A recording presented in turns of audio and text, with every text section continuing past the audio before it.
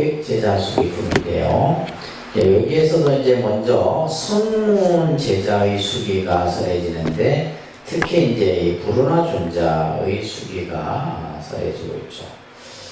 자, 여러분들 부교재 25쪽에 보시게 되면 이제 500제자 수기품부터는 이제 권수로는 제4권에 들어갑니다. 법화경 권으로는 제4권이고 품으로는 제8품이 해당되겠습니다. 그죠? 여기서부터는 이제 하근기, 근기가 좀 낮은 제자들의 수기를 받는 이제 내용들이 나오기 때문에 이것을 인연주다라고 이제 한다고 설명을 하고 있습니다. 특히 이제 불운하의 수기를 내리면서 이제 한번 읽어보신 분들은 아시겠지만은 이 불운하 존자는 어떠한 제자입니까? 설법제이죠. 부처님의 법을 가장 잘 그러면서 이제 이 불운하 존자는 이제 기본적으로 좀 이렇게 언사 말을 표현하는 데 있어서 아주 자유자재하게 말을 설할 뿐만이 아니라 언어에도 또 능통을 하고 그러면서 이제 부처님의 법을 전하는 어떤 전법 그 사명이 투철했던 제자입니다. 근데 이제 마지막에는 이제 교재로 나와 있지만은 수르나라고 하는 이 수르나라고 하는 지역은 외의 도들이 이제 이렇게 모여 있는 지역인데, 근데 부처님께서도 이 불운하 존자가 이 지역에 가는 것을 만류를 했죠. 불운하야, 너가 만약에 거기에 간다면 만약에 누군가가 너에게 돌팔매질을 한다면 어떻게 하겠느냐? 그것을 묵묵히 감내해 내겠습니다. 만약에 다른 이들이 너의 목숨을 앗아간다면 어떻게 하느냐? 그것 또한 감내해 내겠습니다. 그 정도로 이제 이 부처님 법을 전하고자 하는 전법 그런 사명의식이 뛰어났던 제자예요. 근데 결국은 이제 이 수르나라고 하는 이 외교도들에 의해서 이 나라의 외교도들에 의해서 이제 몰매를 맞아 죽죠. 그래서 마지막 그 죽음은 좀 안타까운. 그래서 이제 부처님 제자 가운데 어떻게 보면 가장 처음이자 마지막으로 순교를 했던 제자가 바로 이 불운하 존자입니다. 그러다 보니까 이제 이 법화경에서는 이 불운하에 대한 많은 그런 찬탄의 말씀들을 하고 있다. 여기에서는 불운하의 수기와 더불어서 2000인의 수기가 또 서해집니다. 2000인의 수기와 더불어서 교진녀, 이 교진녀는 오비구 중에 한 사람입니다. 처음 부처님이 녹약원에서 최초로 이제 법을 설한 받은 이들이 바로 이 교진녀를 비롯한 5비구죠, 그죠? 그래서 이 교진녀에게도 수기를 하고, 그리고 이제 500인에 대한 수기가 이제 설해지게 되는데, 여기에서는 그 비유가 또 나오는데, 계주 비유라고 하는 비유를 들어서 이제 이 수기의 의미를 더 이렇게 살리는 그런 내용들이 이 500제자 수기품에서 쓰여진다. 그러니까 이제 이거 보면 이제 전부 수기 내용이에요, 그죠? 수기와 그래서 법화경은 수기입니다. 그래서 미래 성불, 오는 세상에 마땅히 깨달음을 얻을 것이다라고 하는 미래 성불에 대한 확신을 우리들에게 주고 있는 거죠. 그래서 성문이나 영각은 본인들은 깨달음과는 성불과는 거리가 멀다고 생각했었는데 이 법화경에 와서는 뭐요? 성문과 영각, 이승들도 성불할 수 있다라고 하는 그러한 이야기가 이 법화경에서 설해지는 중요한 핵심 내용입니다. 이것을 참조하시면서 본문을 한번 보도록 하겠습니다. 자, 천이니까 먼저 경문을 한번 우리가 합성해서 경문도 이제 잘 읽으셔야 돼요. 자꾸 읽으셔야지만 경을 읽는 그 이제 뭐랄까 독송 실력이 늘어나죠. 우리가 이제 일반 책 읽는 거하고 다릅니다. 그래서 자꾸 이제 이 연불도 자꾸 해야지 늘듯이 경도 소리를 내서 자꾸 읽어야지만, 그래서 읽으면서 내가 그 뜻을 이제 그대로 이해하게 되는 거예요. 우리는 분명 내가 가지고 있는 지식으로 이제 이 경을 이해하려고 하는 게 아니라 경은 자꾸 읽을수록 그 뜻이 드러나게 되어 있습니다. 일성묘범연하경 오백제자 수기품 제팔이니라. 이때에 부르나미다라니 자가 부처님께서 지혜와 방편으로 근기에 따라 알맞게 설법하시는 것을 들었습니다. 그리고 또 여러 근제자들의 최상의 깨달음에 대하여 숙이 주시는 것을 들었습니다. 또 지난 세상 인연에 대해 말씀하시는 것을 들었고 또 여러 크고 자제하고 신통한 힘을 가졌음을 들었습니다. 그래 이중유함을 얻고 마음이 깨끗하여져서 매우 기뻐하였습니다. 그 자리에서 일어나 부처님 앞에 머리를 숙여 발 아래에 배하고 물러가 한쪽에 앉아서 부처님 조난을 우러러보면서 잠시 돈을 대지 않았습니다. 그리고 이렇게 생각하였습니다. 세종께서는 매우 훌륭하시고 특별하시어 하시는 이유하시구나. 세간에 있는 온갖 종류들의 성품을 따라서 방편과 직역으로서 설법하여 중생들이 곳곳에 탐내고 내내어 주시리라. 우리는 부처님의 공덕을 이루다 말할 수 없다. 오직 부처님께서는 우리들의 깊은 마음 속에서 본래 바라는 바를 능히 하시리라. 이때에 부처님께서 여러 비구들에게 말씀하셨습니다. 너희들은 이 부르 이다를 보는가. 나는 항상 그를 칭찬하여 법을 설한 사람 중에 가장 제일이라 하였느니라. 또 그의 여러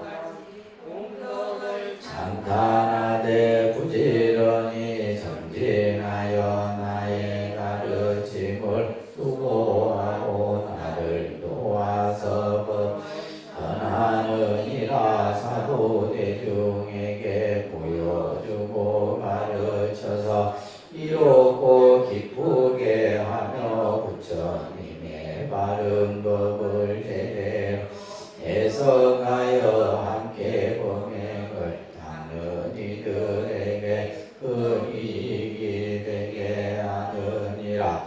실로 여해를 제외하고는 그의 언론과 변질을 따를 리가 없느니라.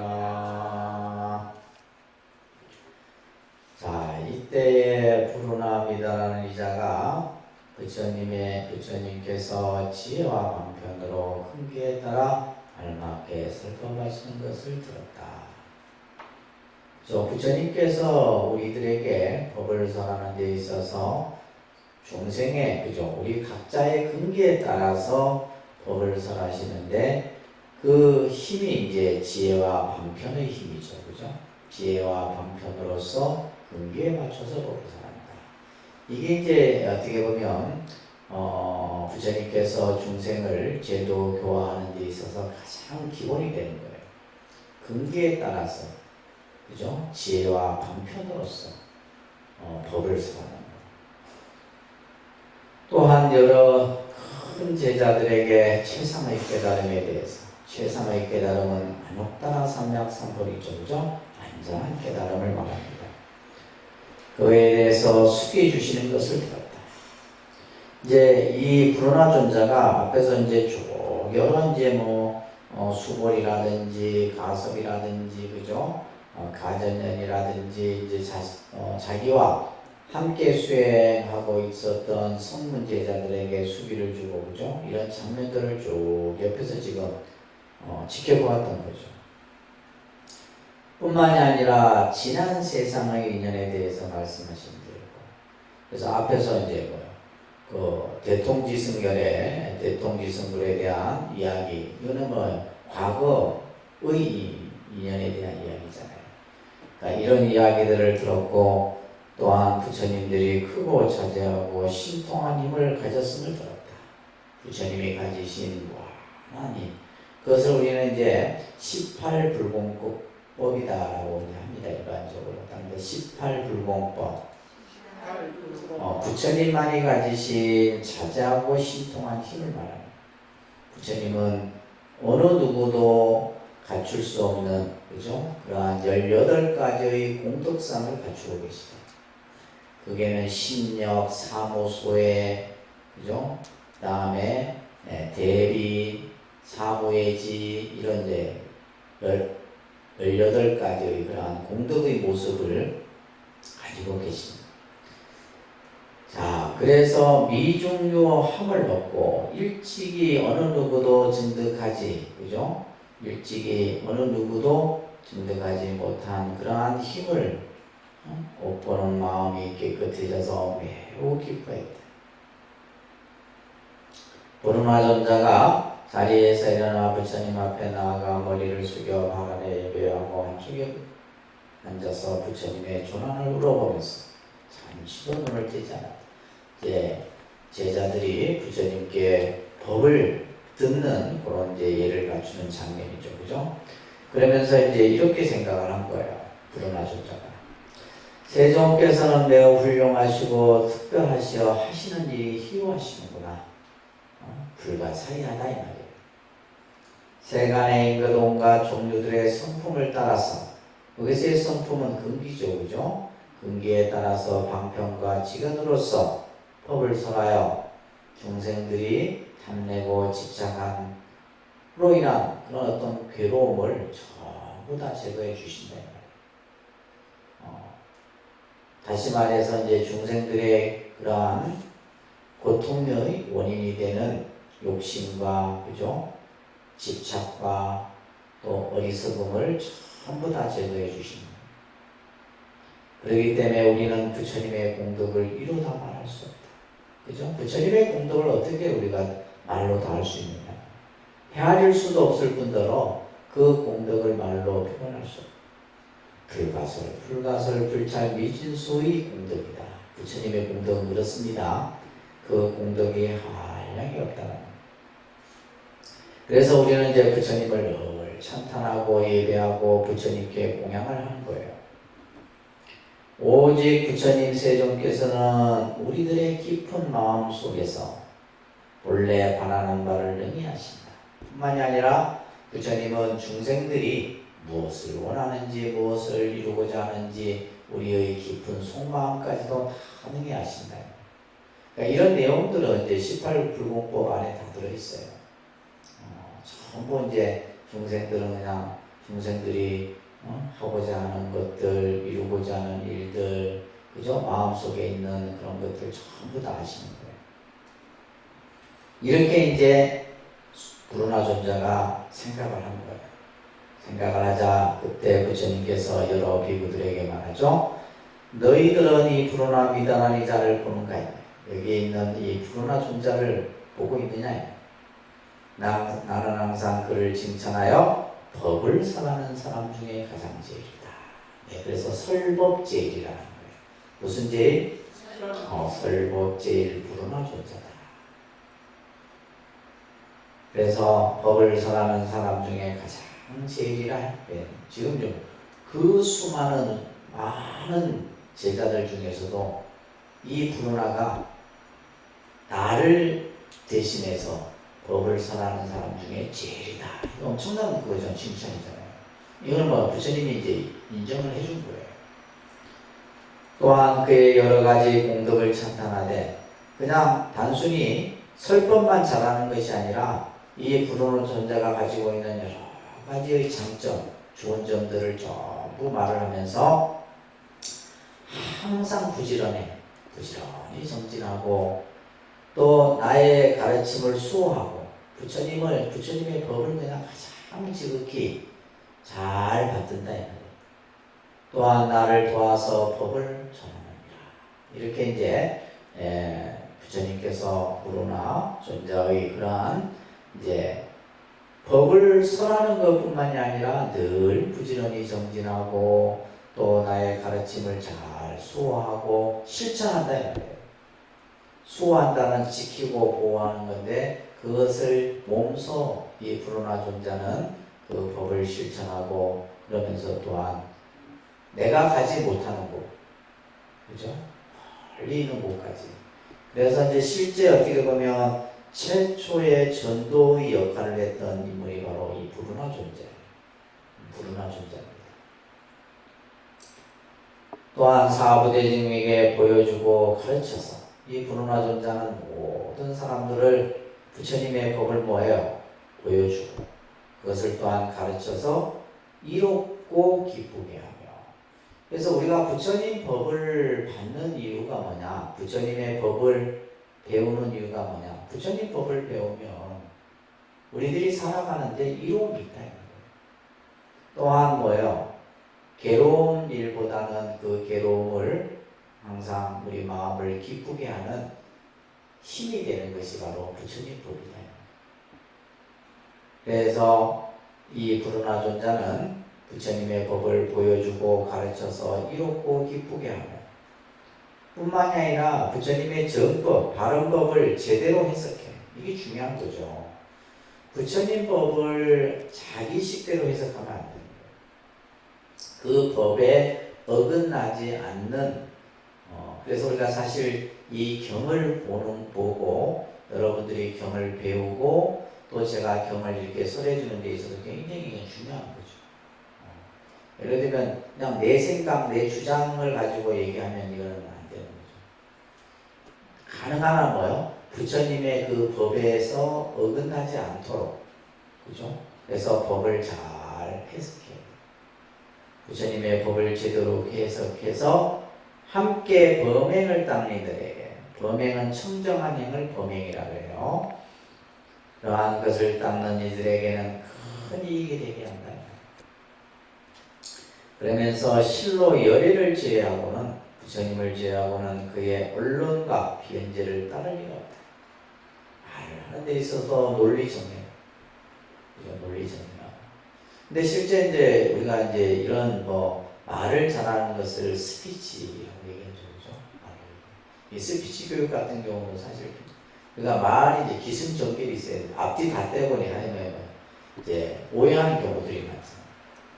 주로 보면 우리가 이제 언론 같은 데서 그런 경우가 많아요. 정치인이 어떤 말을 했는데 앞뒤 다 떼고 그 말만 하는 거예요. 그러면 사람들은 그죠? 이게 말이라는 것은 소두가 있고 본론이 있고 결론이 있어야 되는데 그냥 서론과 본론을 떼버리고 결론만 얘기하면 듣는 입장에서 무슨 얘기인지 모른다. 그래서 이제 이 스피치 특히 보면 스님들이 말을 잘 못해요. 스님들이 스피치 교육을 안 받거든요. 안 받아갖고 목사님들은 받아. 신부님들도. 그러니까 신부 목사들이 말을 잘하죠. 말싸움하면 져요. 말싸움하면 집니다. 왜냐면 이제 이것도 이제 뭐냐면 요즘에 이제 예전에는 그게 웅변학원 같은 게 많았죠. 웅변학원. 그래서 우리 정치하는 사람들 보면 이 스피치 교육을 받습니다. 처음에 윤석열 대통령 같은 경우도 처음에 나왔을 때 말 잘 못했잖아요. 맨날 이렇게 끼리끼리 하고 지금은 엄청 좋아져요. 지금은 굉장히 이제 확실히 자기가 사람을 만드는 것 같아요. 그렇듯이 이 스피치 말을 잘한다는 것은 굉장히 특히 이제 우리가 말 잘하는 직업은 아나운서들이죠. 그렇잖아요. 그죠? 근데 뭐냐면 그 말을 하면 그 사람의 말이 그냥 귀에 쏙쏙 들어와야 돼요. 저 사람이 무슨 말을 하는 건지 알 수가 없어요. 이거는 말을 제가 자기 혼자서 행설수설하는 거죠.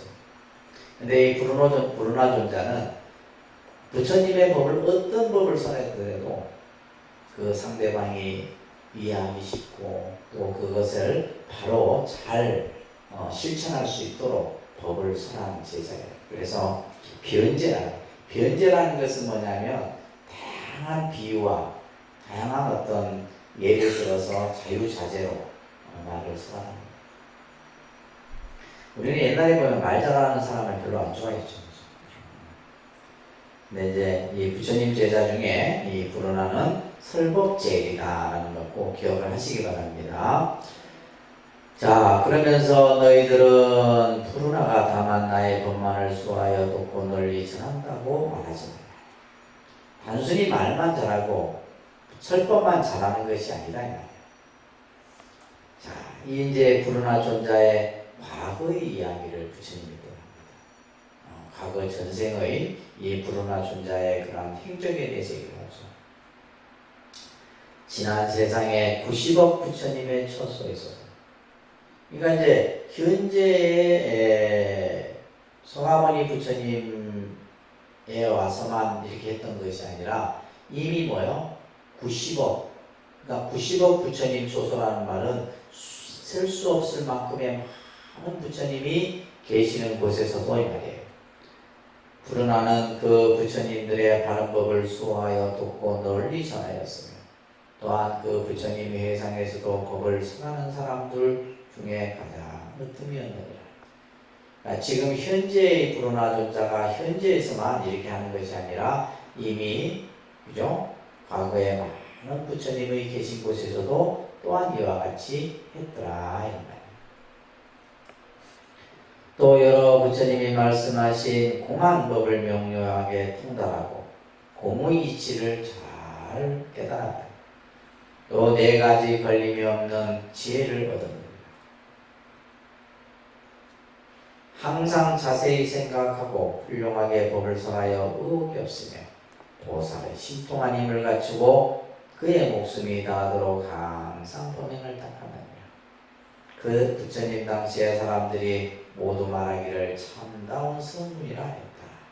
그래서 이미 이제 과거의 브루나 존자가 이와 같이 과거에도 한량없는 시간 속에서도 뭐요? 늘 부처님의 법을 잘 선하고 잘 닦고 열심히 수행하는 그러한 성문이었다 이런 얘기예요. 브루나는 이러한 방편으로 한량없는 백천 중생들을 이롭게 하였는데 또 한량없는 나성지수의 사람들을 교화했고 최상의 깨달음에 이르게 하였습니다. 그죠?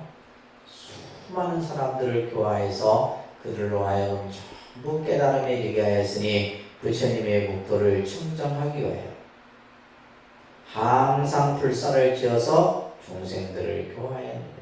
부처님의 국토를 청정하기 위하여. 그래서 우리가 예를 들면 여기서 이제 항상 불사라는 것은 부처님 일을 불사하는 겁니다. 우리가 단순히 이제 불사가 이제 절을 짓고 불상을 조성하고 하는 것만이 불사가 아니라 여러분들이 절에 와서 하는 모든 일은 불사예요. 아시겠죠? 부처님 일이다 이 말이에요. 부처님 일이에요. 부처님 일입니다. 그래서 불사를 짓는 공덕을 잘 하셔야 돼요. 내가 와서 도량을 청소하고 대중을 위해서 봉사하고 전부 불사예요. 그래서 이러한 불사들을, 그러니까 왜 그것이 불사냐면 부처님 일이기 때문에 부처님의 법을 우리가 다른 사람에게 전하도록 하기 위함이고, 그렇잖아요, 그죠? 예를 들면 우리가 요즘에 이제 도서관을 이제 좀 사람들로 하여금 그래서 도서관에 이제 봉사하는 분들이 하루에 이렇게 월화수목 그러니까 예를 들면 그런 경우에 뭐예요? 저게 와서 누가 부처님의 경전을 한번 읽고 그러면 뭐예요? 그 공덕이 그 사람만의 공덕이 아니라 저게 불사를 하는 그의 공덕도 같이 포함돼요. 절일이 그렇습니다. 절일이 그런 거예요. 그래서 여러분들도 불사공덕을 많이 지으셔야 되는 거예요. 아시겠죠? 그래서 항상 불사를 지어서 중생들을 교화했다. 여러 기구들이요. 불운하는 또한 과거에 칠불 때도 법을 설하는 사람들 중에 어떻게 그래서 우리가 보면 우리가 가지고 있는 능력이나 자질이나 어떤 성품이나 이런 것들이 금생에서만 와서 만들어진 것이 아니에요. 여러분들의 그런 성품이나 자질이나 능력은 이미 뭐요? 전생부터 그게 계속 이어져 내려요. 그것을 이제 습기라고 해요. 습기. 익힐 습자, 그러니까 이제 기할 때, 그죠? 기자에 습기라는 말을 쓰는데, 익혀온 하나의 어떤 기질, 그죠? 기운, 뭐 이런 것들을 습기라고 해요. 그래서 이제 나중에 이제 유식이나 이런 데서는 이 습기라는 용어를 많이 씁니다. 이 습자예요. 이 기자, 습기라고 해요. 또 이걸 예를 들면 우리가 이제 이 다른 말로는 이제 이러한 습기들은 뭐냐면 훈습에 의해서 익혀지는 것들이에요. 나도 모르게. 그러니까 훈습이라는 것은 뭐냐면 여러분들이 법당에 있으면 여러분들 옷에 향내가 스며들죠. 그것을 훈습이라고 해요. 훈습.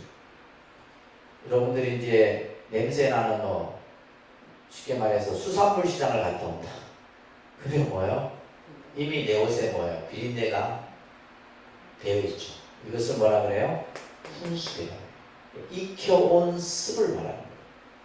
그러니까 이것은 금생에만 만들어진 것이 아니에요. 여러분들이 뭐 우리가 뭐 태어나서 뭐 어릴 때 또 교육하는 과정 속에 이미 전생에서부터 다 익혀온 것을 습기, 또 그것을 익히는 것을 훈습, 이렇게 표현합니다. 그래서 지금 이제 이 불운하존자는 과거에 일곱 부처님 때도 그랬다 이 말이에요. 그 일곱 부처님이 계실 때도 법을 설하는 중에 가장 으뜸이었고, 지금 이제 해상에서도 법을 설하는 사람들 중에 또한 으뜸입니다. 현급 중에서나 미래의 여러 부처님의 때 법을 설하는 사람들 중에서도 또한 으뜸이 될 것입니다. 서가모니 부처님께서 이 불운하존자가 이와 같은, 그죠? 법을 설하는 사람들 중에 가장 죄짐을 이렇게 강조를 하시는 거예요. 그때마다 부처님의 법을 수호하고 돕고 널리 전하리라. 오는 세상에도 한량없고 그지없는 부처님의 법을 수호하고 돕고 널리 전하여 한량없는 중생들을 교화하고 이익 있게 하고 세상의 깨달음에 이르게 하리라. 부처님의 국도를 청정하기 위해서, 부처님의 국도를, 그죠? 청정하고 장엄하게 하기 위하여 항상 불운하존자는 부지런히精진하고 중생들을 교화한다. 자, 이렇게 지금 뭘 얘기한 거예요? 서가모니 부처님께서 불운하존자의 현재의 그런 어떤 법을 잘 설하고 법을 잘 수호하고 열심히 정진하고 한 얘기뿐만이 아니라 뭐요? 전생에도 그랬었고 과거 부처님 일곱 부처님 때도 그랬고 현급에도 그러고 미래에도 그럴 것이다, 이런 얘기를 하고 어려운 내용은 아닙니다. 자, 그러면서 불운하에게 수기를 내립니다. 그러면서 점점 보살의 도를 구족하고 한량없는 아승직업을 지나서 이 세세에서 최상의 깨달음을 얻으리라. 자, 결국은 이제 마지막에는, 그죠? 성불의 그 인연을 꽃피우게 되는데, 이때 이제 그 부처님의 이름이 따릅니다. 법명열애입니다. 법명열애. 그죠? 이 불운하존자가 법명열애의 이제 수기를 받게 되는 거예요. 그러면서 열애응공 정변지 면행족 선서 세간의 무상사 조장부 천인사 불시정이라. 자, 그 부처님은 법명열애는 항아강의 모래같지만은 삼천대천 세계로서 한 불국토를 삼으리라. 항아강의 모래같이 우리가 이제 이것을 항아사수 이렇게 표현합니다. 항아사수. 항아 겐지스강의 모래수를 비교하여 그러니까 셀 수 없는 수를 말하는 거예요. 그와 같이 많은 삼천대 전 세계로서 한 불국토를 이제 국토로 삼는 거예요. 근데 그 국토는 이제 어떻게 장악되어 있느냐? 국토 장문에 대한 설명이 나오죠. 칠보로 땅이 되어 있고 땅이 평평하기가 손바닥 같고 산과 등성이가 골짜기와 시내와 겨울과 구름이었고 칠보로 만든 누대와 누각이 그 안에 가득하리라. 이렇게 이제 이 번명절에 부처님께서 출연하시는 국토에 대해서 이렇게 설명을 하고 있습니다. 하늘의 궁전들이 가까운 호궁에 있어서 인간과 천신들이 가까이에서 서로 볼 수 있습니다. 여기에는 여러 가지 나쁜 갈래가 없어. 다시 말해서 사막도의 그러한 모습도 없고 여인도 없고 일체 중생들의 모두 변화하여 태어나고 여기에는 이 국토에 태어나는 중생들은 변화해서 태어난다. 화생으로 태어난다. 그러니까 화생으로 태어난다는 것은 마치 연꽃에서 태어나는 거죠. 연꽃에서 화에서 변화해서 태어나는. 그래서 우리가 이제 극락세계도 화생입니다. 극락세계도 화생이에요. 그래서 이 세계도 이제 변화해서 태어나고 예를 들면 우리가 이제 이 사바세계처럼 부부관계에 의해서 생명이 태어나는 것이 아니라 그냥 연꽃에서 화에서 태어나는 극락세계도 그렇고 이 세계도 그렇다. 또한 큰 신통을 얻어 몸에서 광명이 나고 자유자재로 날아다니느니라. 의지가 견고하고 정진과 지혜가 있고 몸이 모두 금빛이며 32상으로 장엄하였느니라. 부처님의 부처님이 이 법명열애가 가지고 있는 그러한 어떤 공덕을 지금 설명하고 있는 거죠, 그죠? 그 나라 중생들은 항상 두 가지로 음식을 삼나니 이 국토에 사는 중생들은 두 가지로 음식을 삼는데 따라합니다. 법을 기뻐하는 음식이요. 선정을 즐겨하는 음식이다. 이게 이제 법피선열이라는 말이 있어요. 법피선열. 그래서 우리가 이제 음식이라는 것은 단순히 우리가 이제 배고픔을 그죠? 이렇게 하기 위해서 우리가 음식을 수용하는데 이제 우리가 이제 수행에서의 음식은 뭐냐면 법피선열이다. 법을 내가 듣고 법을 받음으로써 기뻐하는 것. 그래서 우리가 예를 들면 부처님의 정명스러운 그러한 가르침을 듣는 것, 이것을 법피라고 해요. 법을 들음으로써 기뻐하는 것.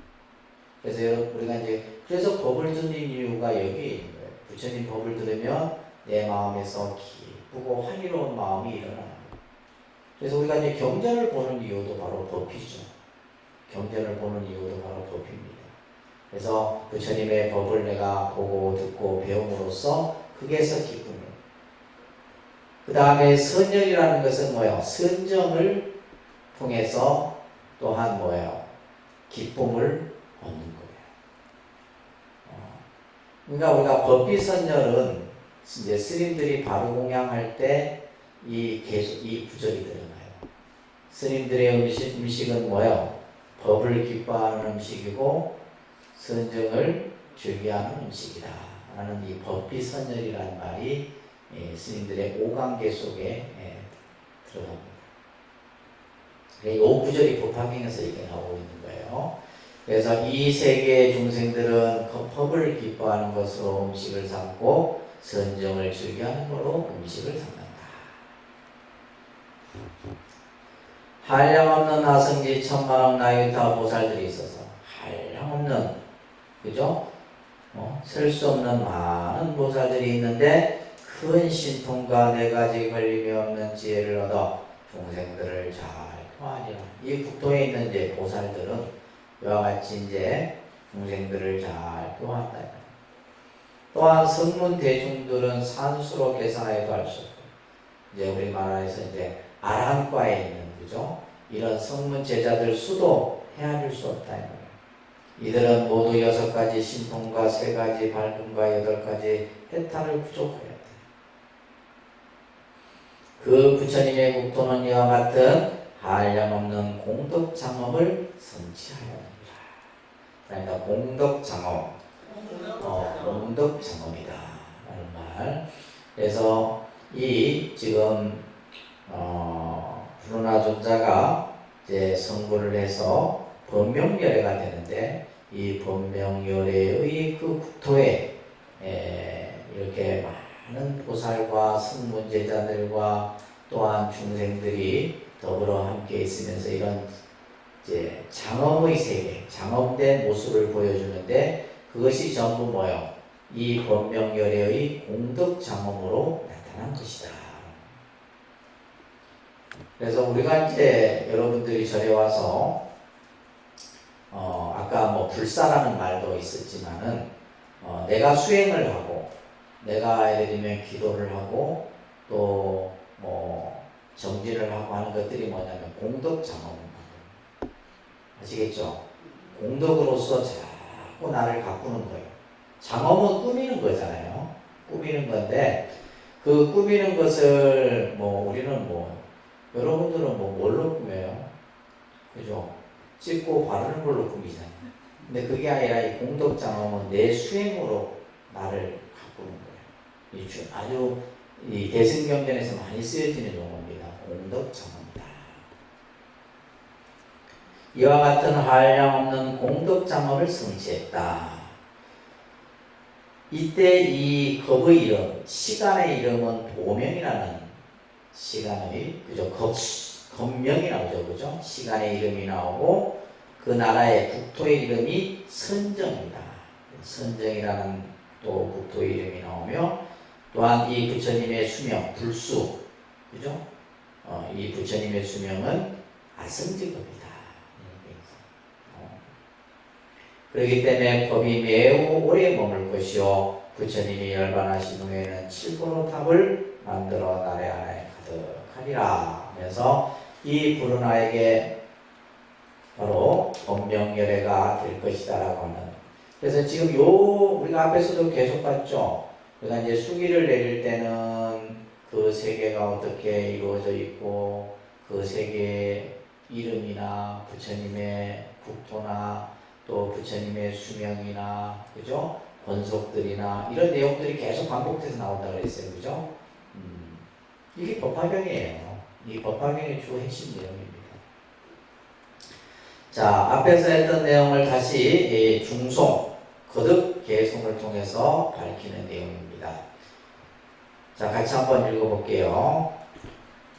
이때 세종께서 이 뜻을 거듭 펴시려고 개송으로 말씀하셨습니다. 여러 비구들이여 잘 들으라. 불자들이 행하는 방편을 잘 배웠기 때문에 불가사의 아니라 중생들은 작은 법을 좋아하고 큰 지혜를 두려워하느니라. 이런 사실을 난 보살들은 일부러 선문이나 영각이 되어 무슨 연을 써서 모든 중생들을 교화하는 데 스스로 말하기를 선문이라서 가기가 매우 멀다고 하느니라. 한량 없는 중생들을 제도하여 모두 다 비록 욕망이 적고 게으르니라도 점점 닦아서 미래에 부처님이 되게 하느니라. 속으로는 보살의 행을 감추고 겉으로 선문이 보여서서 욕망은 없고 생사는 싫어하니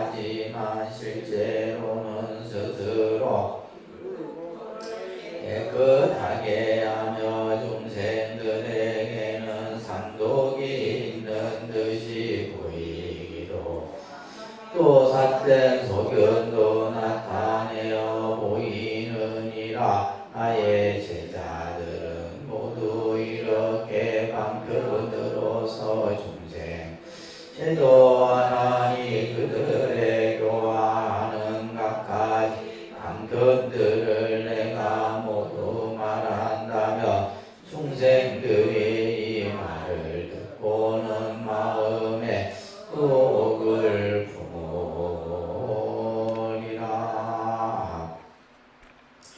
자, 앞에서 했던 내용을 다시 이제 함축해서 개송으로 설하죠, 그죠? 그래서 이제 실제 이제 각 품마다 어떻게 보면 내용이 두 번 이렇게 반복됐다라고 보시면 됩니다. 아시겠죠? 그래서 이제 다시 이제 개송으로 설하는 것을 이제 중송이라고 한다고 했습니다. 그래서 경전을 보게 되면 거의 이런 형식을 가지고 있어요. 여러 비구들이여 잘 들어라. 불자들이 행하는 도는 방편을 잘 배웠기 때문에 불가사의하다. 그런데 중생들은 작은 법을 좋아하고 소승법을 좋아한다. 그러니까 우리가 이제 대승불교에 와서는 대승의 가르침, 대승법을 이제 계속 설하는데, 그럼에도 불구하고 중생들은 소승법은 뭐예요? 자기 혼자 수행하는 거죠. 자기 혼자 수행해서 자기 혼자 해탈을 얻는 것이 소승법이고, 대승법은 뭐예요? 내 성불을 잠시 미루더라도 다른 사람의 고통을 먼저 제도해 주는 것이 대승법이에요. 그렇기 때문에 중생들은 작은 법을 좋아하고 큰 지혜, 반야지혜를 두려워해. 그러니까 자기가 알고 있는 그 정도의 지식에서만 그냥 머무르려고 한다. 반야의 그죠? 지혜를 증득해야 되는데 거기까지 가는 것을 두려워한다.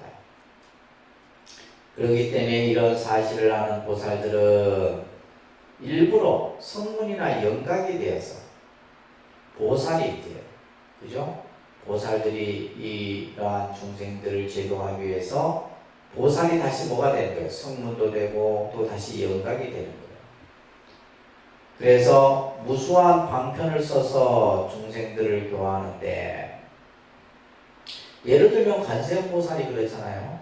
관세음보살이 중생을 제도함에 있어서 여러 가지의 몸으로 변화하는데 이것이 전부 뭐예요? 방편이에요. 그래서 관세음보살은 32가지 응신, 그죠? 변화하여 몸을 나타내서 중생을 교화하는데 그것이 전부 뭐다? 방편의 힘이다.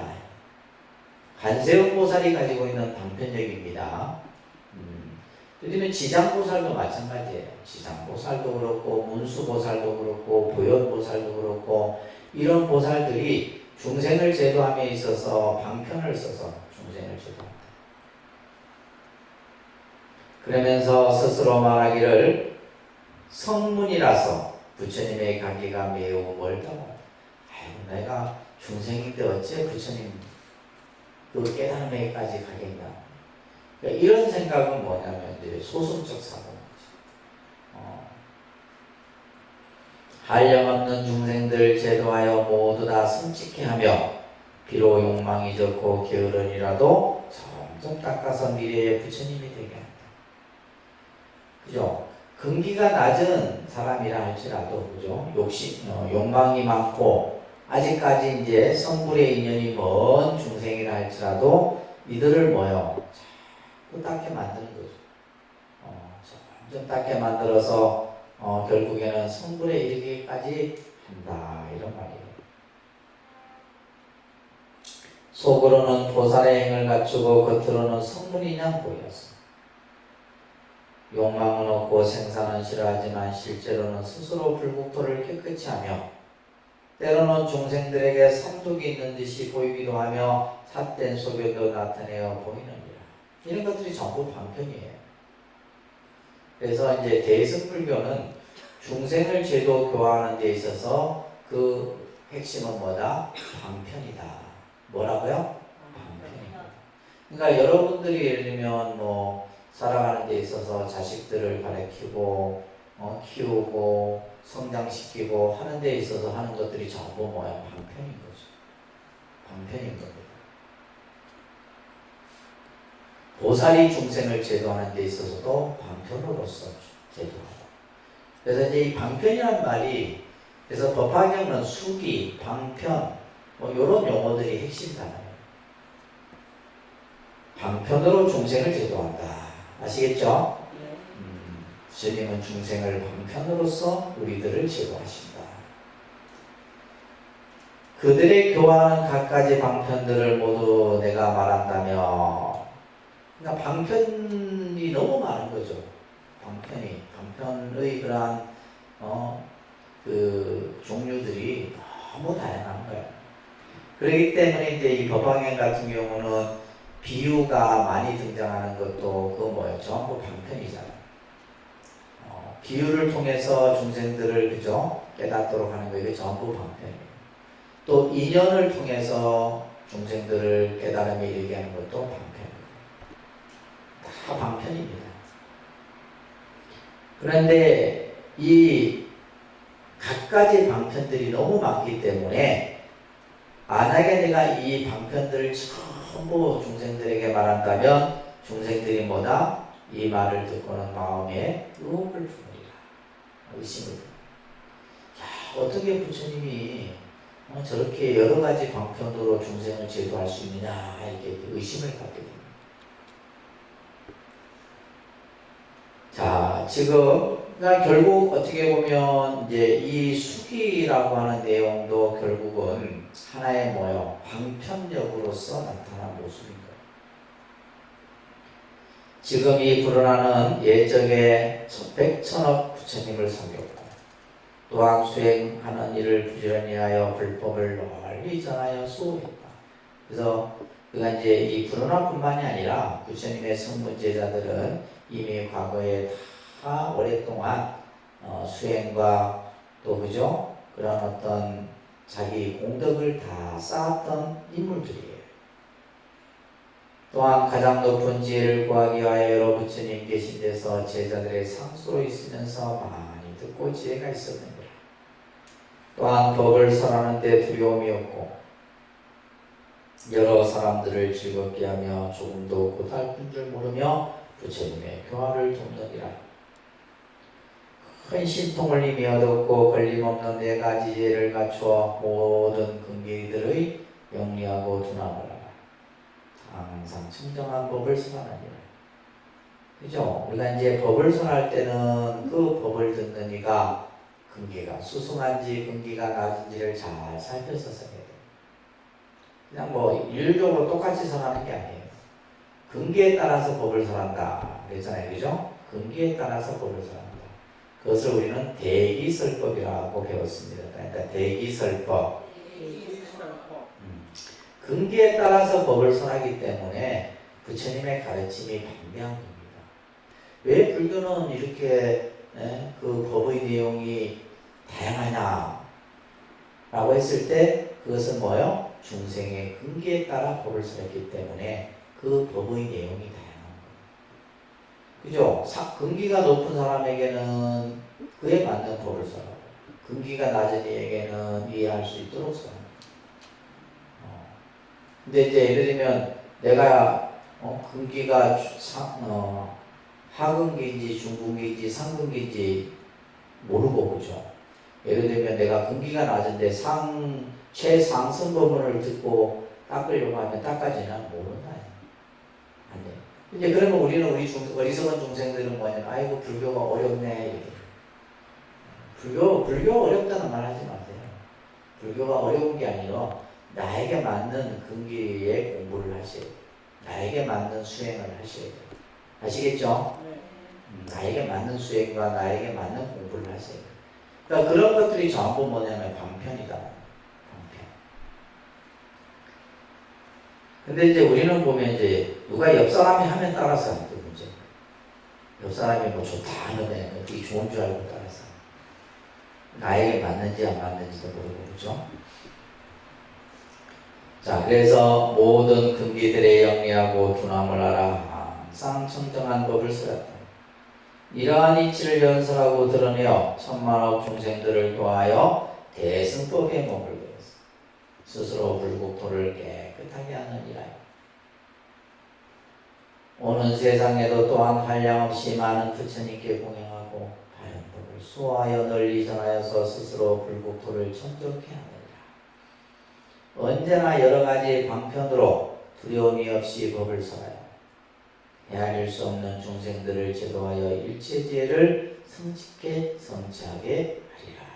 그래서 이제 지금 다시 앞에 했던 내용을 통해서 과거에 부르나 존자가 여러 가지 이제 보살의 수행과 또 부처님의 공덕 작업을 통해서 그죠? 지금과 같이 이렇게 부처님 법을 잘 설하는 제자가 되었다는 것을 지금 이제 함축해서 얘기를 하고 있는 겁니다. 오셨다고요. 내용인데요. 이제 부르나가 이제 법명열애가 되는 것에 대한 개송입니다.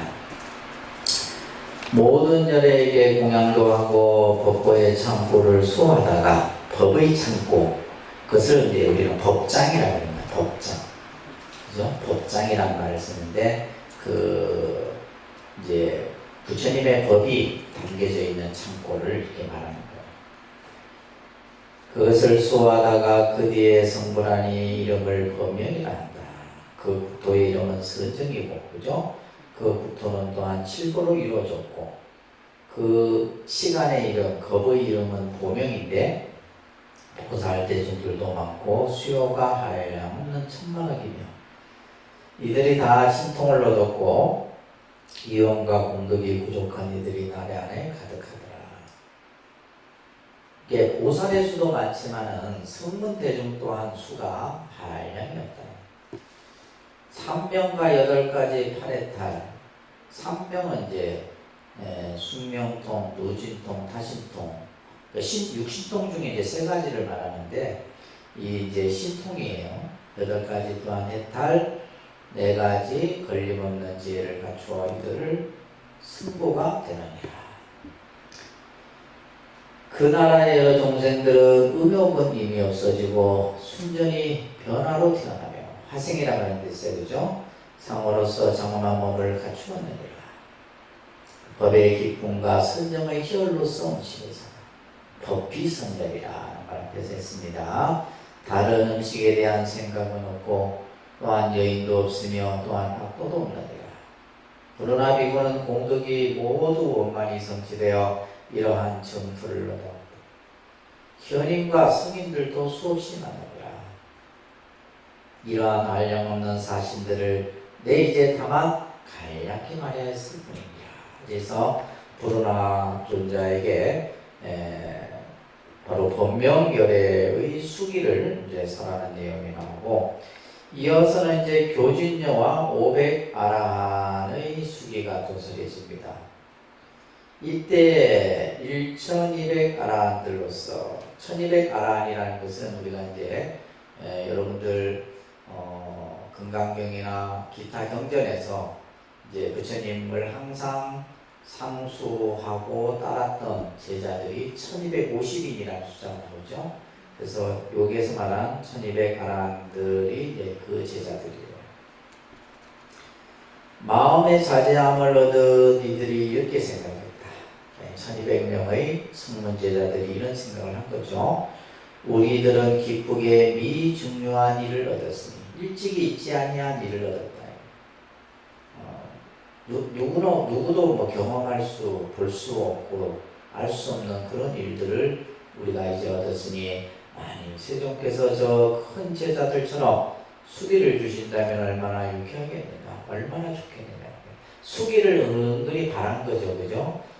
저 이제 10대 제자들에게 수기를 주는 것을 보고 우리 1200 이 제자들에게도 수기를 주면 얼마나 좋지 않겠는가, 이런 데 생각을 했던 거예요. 근데 이 생각을 또 부처님이 아십니다. 그죠? 이 대중들의 생각을 아시고 가섭에게 말합니다.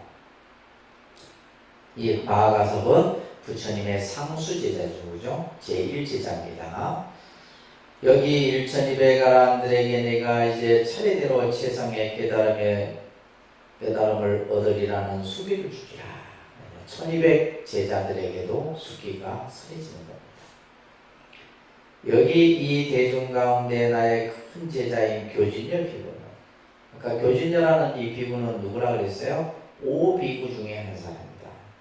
처음에 이제 부처님이 법을 설한 대상이 바로 5비구들이죠. 그렇죠? 5비구들. 그냥 경전에 의하면 이 5비구는 원래는 이제 부처님이 태자의 신분으로 수행을 할 때 태자를 지키기 위해서 이제 옆에 있었던 5명의 수행자들이죠. 그러다가 이제 부처님이 중간에 음식을 드시고 또 건강을 회복하는 것을 보고는 부처님 곁을 떠나서 녹약원에서 이제 수행을 하다가 부처님이 이제 깨달음을 얻고 나서 녹약원에 가셔서 이 교진요 5비구들에게 최초로 법을 설하는 이런 장면들 다 기억하시죠? 다 머릿속에 있어야 됩니다. 좀 잊어버릴 거, 좀 안 잊어버릴 건 안 잊어버리시죠. 그러면서 이제 이 교진요 비구는 마땅히 62,000억 부처님께 공양을 하고 난 뒤에 성불하리니. 그래서 이 교진여 비구는 한량없는 부처님께, 그죠? 62,000억 부처님께 공양을 다 올리고 난 뒤에 성불할 것이니 그 이름은 바로 보명열이다. 그죠? 보명. 그래서 우리가 이제 이 부처님 전에 공양을 올리는 게 얼마나 큰 공덕인지 여러분들 모르시죠?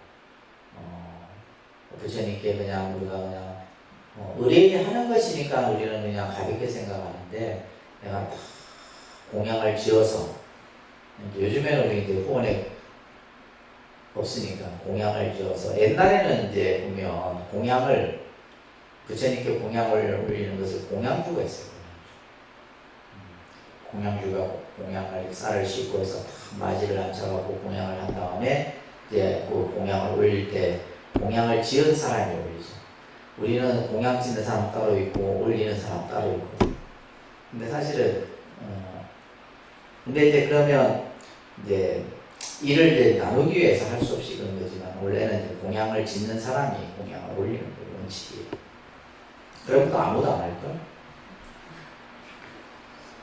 자, 그래서 보명열애 아시겠죠? 보명열애라는 부처님이 되리라. 그리고 500 아라한들.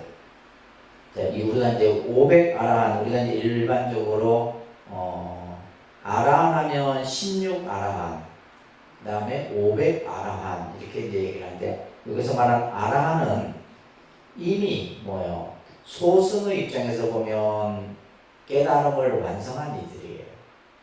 그래서 이제 초기 경전에서는 부처님을 아라한이라고 했어요. 아라한은 원래 뜻은 은공이라는 뜻이에요. 은공. 그래서 마땅히 공양을 받을 만한 자격이 있는 이를 아라한이라고 하는데 우리가 이제 여기서 500 아라한들. 그래서 500 아라한들이 다 이름이 있습니다. 500 아라한을 모신 데 가면 그 아라한들 이름이 다 있어요. 여기에는 이제 잠깐만 일부만 등장을 하죠, 그죠? 우루빈나 가섭, 가야 가섭, 나제 가섭, 가류타이, 우타이, 아루누타, 이바다, 건빈나, 바쿠라, 주타, 사칼 이런 성문 아라한 제자들이에요. 이들도 최상의 깨달음을 얻어서 다 같이 뭐라 보명열애라고 부르리라. 그래서 지금 여기에서는 이제 교진여와 1200 아라한과 500 아라한들에게 각각 수기를 이렇게 내려주는 겁니다. 그러니까 법화경은 진짜 말 그대로 수기예요. 전부 내용이. 이때 세존께서 다시 뜻을 거듭하시려고 개성으로 말씀하셨습니다. 교진여 비구는 앞으로 한량없는 부처님을 칭견하고 아성지급을 지나 바른 깨달음을 이루리라. 항상 큰 광명을 놓고 모든 신통을 부족하여 영성이 시방에 퍼져 모든 이의 공경을 받으리라. 세상의 도를 항상 살아야 이름을 보명이라 하니라. 그 국토가 청정하고 보살도로 용맹스러우리라. 모두 아름다운 누각에 올라 시방세계에 다니면서 최성의 공양거리로 여러 부처님을 받들어 섬기리라. 이렇게 공양하고는 큰 환희심으로 잠깐 사이에 본국으로 돌아오는 이러한 신통이 있느니라. 이 부처님의 수명은 육만급이며 정법의 수명은 곱절이 되고 상법은 또 정법의 곱절이 되며 법이 사라지면 천신과 인간들이 근심하리라. 또한 500비구들이 차례차례 성불하여 이름이 다같이 보명이며 500명의 아라한들이 다 이름이 보명이에요. 보명. 근데 우리는 그죠? 뭐 이름이 똑같은 거 이름 똑같은 거 싫어. 아니에요. 그러니까 예를 들면 1200이면 1200 제자들이 다 이름이 똑같아요. 똑같은 열애의 부처님의 명호. 그게 500 아라한들도 또한 다 같이 500명의 아라한들이 뭐요? 보명열애라는 이름을 받는.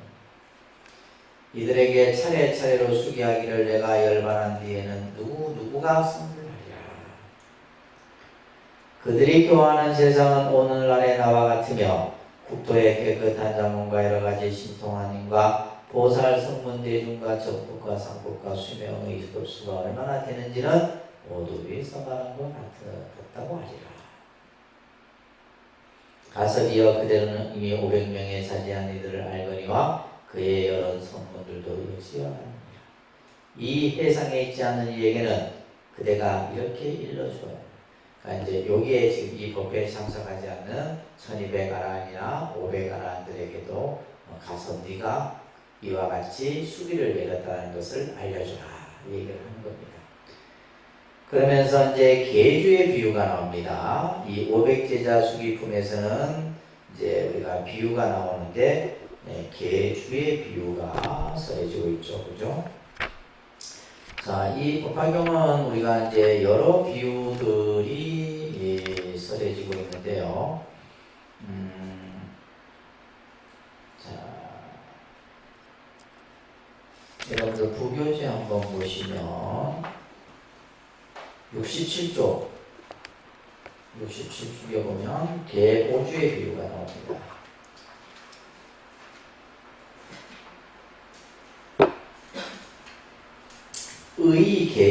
의계주라는 비유인데 옷 안에 아주 비싼 고백 구슬이 있다 이런 말이에요.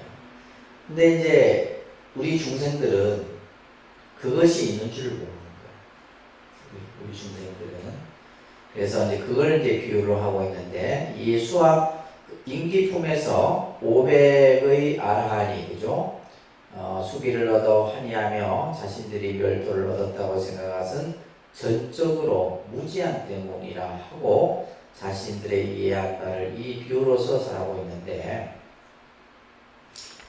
자, 내용은 이거예요. 어떤 사람이 친구의 집을 방문하여 한 대를 받고 술에 취하여 잠이 들었어. 근데 이제 이 두 친구는 한 친구는 굉장히 부자예요. 근데 이제 이 한 친구는 가난한. 그래서 가끔씩 이 부자인 친구 집에 들릅니다. 어쩌다가. 그래서 그러면 들릴 때면 이 부자인 친구가 음식과 뭐 여러 가지 것들을 대접하고 이렇게 또 이제 그러고 나면 또 이 가난한 친구는 또 여러 곳을 또 다니면서 이렇게 생활을 하다가 그러다가 이제 어느 날 이 부자인 친구가 이 가난한 친구의 옷 속에 평생을 먹고 남을 만한 값비싼 보주를 이렇게 넣어놔요. 근데 그것을 말은 하진 않아요. 왜? 자존심 상할까? 받지 않을까봐 나중에 혹시나 이제 그것을 발견해서 그것을 팔아서 했을 때는 뭐 사업도 할 수 있고 장사도 할 수 있고 뭐든지 할 수 있을 만큼의 그런 보주예요. 이제 그 비유입니다. 아시겠죠? 쉽죠? 이해되시죠? 그래서 그런데 이제 이 친구가 어느 날 이제 그렇게 옷 안에다가 값비싼 보주를 넣어놓고 이 친구는 또 그 다음날 또 떠납니다. 그러다가 몇 개월이 지나 그러면 이제 이 부자인 친구는 이제 가난한 친구가 옷 속에 그 보물을 발견하고서는 이제는 편안하게 잘 살고 있겠지 이래 생각했는데 몇 개월이 지나서 왔는데 똑같은 행색에 똑같은 모습으로 온 거예요. 그때 이제 내가 너한테 너 옷 안에 넣은 그 보주를 못 봤느냐. 근데 그 보주가 그대로 있는 거예요. 이 비유입니다. 자, 이것은 무슨 비유냐 하면, 자, 여기에서의 친구는 바로 부처님이에요. 과거에 부처님으로부터 법화경을 듣고 불종을 심었음에도 불구하고 그것을 잊고 빈궁한 생활에 만족하고 있는 사람을 뭐에 비유해요? 이승에 비유하는 거예요. 그러니까 이 보주가 뭐냐면 불성이라는 거예요. 부처가 될 수 있는, 깨달을 수 있는 그것을 이제 비유로서 설명하는 겁니다. 내가 지니고 있음에도 내가 지니고 있는 줄 모르는 거예요. 우리가 그죠? 성불의 그 인이 나에게 있음에도 불구하고 그것이 나에게 있는 줄 모르는 것에 대한 비유입니다. 그래서 이제 바로 그 친구에게 그 보주의 얘기를 듣고서야 실제로 그 보주가 자기에게 있는 줄 아는 이게 이제 계주의 비유입니다. 그래서 이것을 의계주라고 해요. 의란 말은 옷 속 안에 숨겨져 있는 그런 보물을 비유를 든 겁니다. 자, 본문대로 넘어오시면 이때 오베가라니 부처님 앞에 수기를 받고 뛸듯이 구하면서 자리에 일어나 부처님 앞에 나아가 머리를 숙이고 예배하면서 그동안의 허물을 뉘우치고 스스로 책망. 왜 책망한 거예요? 자기들은 아라한과에 머무는 것이 최상인 줄 알거든요. 그래서 더 이상 성불의 어떤 그 길로 나아가려고 하지도 않고 대승법을 배우려고도 하지도 않고 그러고 있었던 거예요. 근데 지금의 이제 이야기들 앞에서 했던 얘기들을 들으면서 이러한 대승법을 또 이러한 성불의 인연을 또 성불의 수기를 부처님에게 내려주는 것을 보고 또 자기들이 지금에 와서야 수기를 받는 것을 보고는 자신들의 허물을 일으켜요. 여기서의 허물은 뭐예요? 그냥 자기 현재에 만족하고 더 이상 수행을 해서 깨달음에 나아가려고 하는 마음을 일으키지 않는 허물이에요. 그래서 여러분들도 여러분들 공부의 그 위치에 만족하면 안 됩니다. 아이고 나는 이쯤 하면 됐어. 아이고 이제 저래 요 정도 다니면 됐지만 더 다녀본들 뭐 하겠네. 그런 사람들 많잖아요, 그죠? 맞습니다. 근데 거기에서 더 치고 올라가야 되는데 우리는 보면 더 나가지를 못하는 거예요.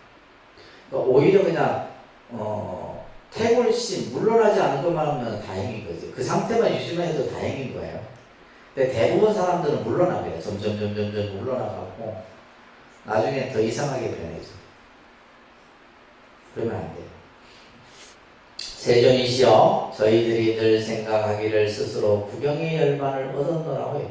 아라한들은 자신들이 깨달은 그 깨달음이 마지막 그 최상의, 그래서 구경이라는 것은 필경, 마침내 궁극의 이런 의미를 가지고 있는데 우리가 깨달음을 여기까지 얻은 깨달음은 여기까지가 최고다 이런 생각을 했다는 거예요. 지금에 와서야 지혜가 없는 사람들과 같은 줄을 알았습니다. 그러니까 이제서야 이제 자신들의 깨달음이 완전한 깨달음이 아닌 줄 알았다 이런 얘기예요. 그 까닭은 저희들도 열애의 지혜를 얻을 수 있고, 자 여기서 보세요. 저희들도 열애의 지혜를 얻을 수 있었건만은 뭐요? 성불할 수 있는 그 인연이 있었단 말이에요. 그렇지만은 작은 지혜로서 스스로 만족하게 여겼단 말이에요. 자기들이 가지고 있는 이 정도만 공부하면 됐다라는 요 생각에 머물러 있었다라는 허물을 부처님 앞에 이제 스스로 뉘우치면서 책망을 했던 것이죠. 이해되시죠? 그래서 이러면 안 되는 거예요. 우리는 이제 항상 대승, 처음에 공부를 할 때는 소승으로 합니다. 소승의 입장에서 하지만은 나중에는 대승까지 올라가야 되는 거예요. 대승까지. 세존이시여 비유하자면 마치 어떤 사람이 친구의 집에 갔다가 술에 취하여 누워 자는데 친구는 관청의 일로 길을 떠나게 되었습니다. 그래서 갑으로 헤아릴 수 없는 보배를 옷 속에 메어주고 갔다. 그 사람은 술에 취해 자고 있었기에 전혀 알지 못하였다. 뒤에 길을 떠나 다른 지방으로 두루다니면서 의식을 위하여 부지런히 애써 돈을 벌어나고 온갖 고생을 했다. 만약 조금이라도 소득이 있으면 곧 만족하게 생각합니다. 그 후에 친구가 그를 다시 만났습니다. 그리고 이렇게 말하였죠. 안타깝구나 이 사람아, 어찌하여 의식을 구하기 위하여 이 지경이 되었는가. 내가 그 전에 그대에게 편안하게 살면서 오용락을 마음대로 누리게 하려고 어느 날에 값을 칠 수 없는 보배를 그대의 옷 속에 메어주지 않았던가. 지금도 그대로 있는데 그대가 알지 못하고 이렇게 고생하고 근심하면서 공색한 생활을 하고 있으니 매우 어렸었고. 우리 중생을 비유한 거죠. 그죠? 내 안에 뭐가 있어요? 성불의 그러한 조건을 갖추고 있음에도 우리는 뭐요? 그 성불의 그 인을 좀 더 이렇게 만들어내지를 못하는 거죠. 내가 갖추고 있으면서도 우리는 그냥 알아한 대로 성문은 성문대로 영각은 영각대로 자기의 그 지혜에서만 머물고 있었다라는 거예요.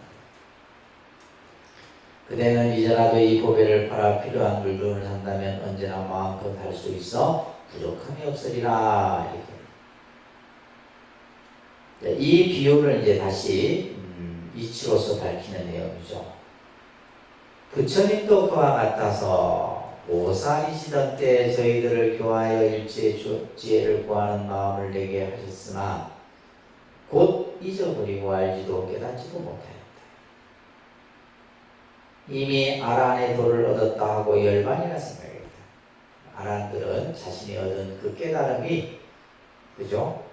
최상의 깨달음이라고만 생각했던 겁니다.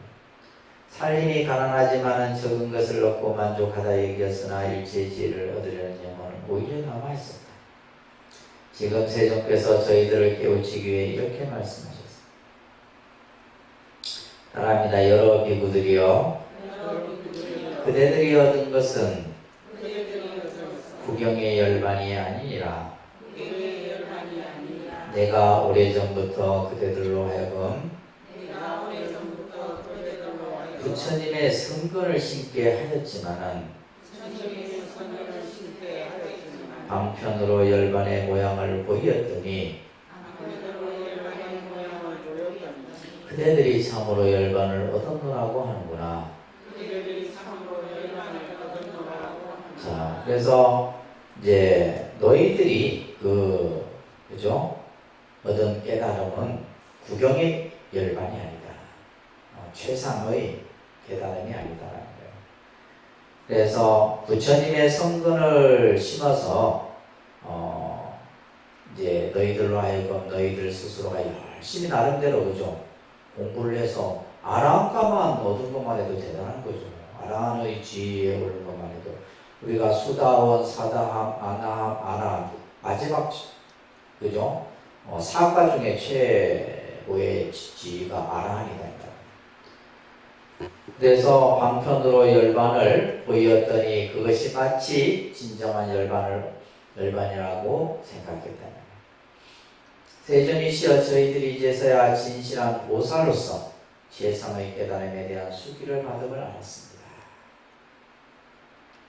이렇게 이제 오베가란들이 자신의 어리석음과 잘못된 생각을 뉘우치는 거죠. 그죠? 이러한 인연으로 매우 환희하여 전에 없던 일을 얻었다고 합니다. 다시 이제 앞에 했던 내용을 개성으로 밝힙니다. 저희들이 최상이며 편안한 수기를 주시는 음성을 듣고 기쁘고 전에 없던 일이라서 한량없는 지혜인 부처님께 예배합니다. 자, 이제 1200 제자들과 교진녀를 비롯한 500 아라한들이 이제 뭐 이렇게 표현을 하는 거예요. 지금 세존 앞에서 스스로 모든 허물을 뉘우칩니다. 한량없는 부처님의 보배 중에 적은 열반의 일부분을 얻고는 지혜 없고 어리석은 사람처럼 스스로 만족하다 여기었습니다.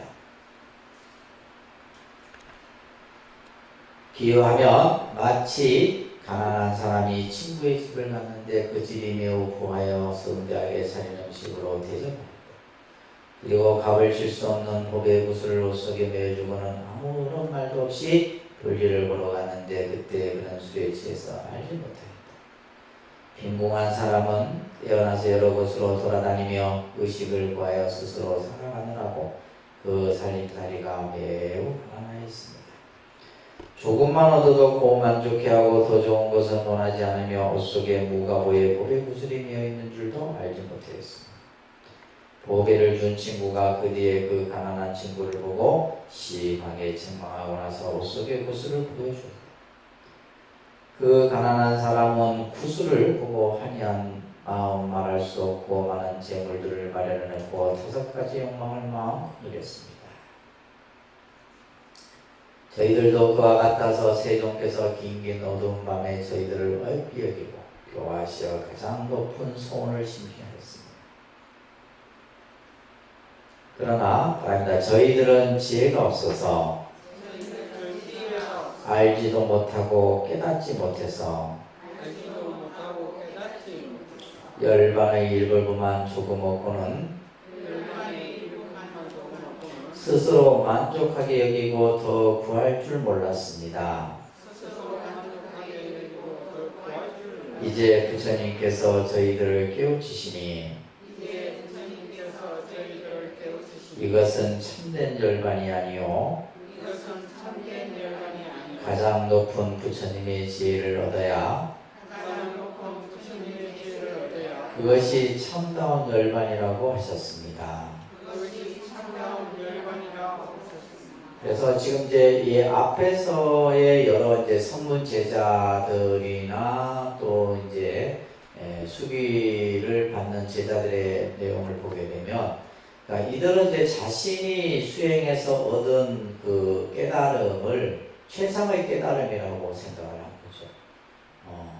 예를 들면 이제 성문 제자들도 보면 이제 아라한과를 다 얻은 제자들이니까. 그런데 이제 부처님께서는 이들을 이제 수기라고 하는, 그죠? 이 방편을 통해서 미래의 부처가 될 것이다라고 하는 것에 대한 확신을 주면서, 우리가 앞에서 이제 화성의 비유처럼 여기에 머물지 말고, 그죠? 이 지금 현재에 머물지 말고 더 한 단계 나아가서 말 그대로 최상의 열반을 증득할 수 있는 그 길을 이제 보여주는 거죠. 그래서 이것이 주는 어떤 의미가 아주 중요한 거예요. 근데 우리는 보면 이제 공부를 하든 공부를 하든 수행을 하든 자기가 그 얻은 만큼 그것에 머무르려고 자꾸 하는데, 그것이 아니라 여기서 말하는 가장 높은 부처님의 지혜, 이것을 우리는 안욕따라 삼량삼보리라고 하는 거예요. 그죠? 안욕따라 삼량삼보리의 그러한 깨달음을 얻어야지만 그것이 참다운 깨달음이고 열반이다 하는 거예요.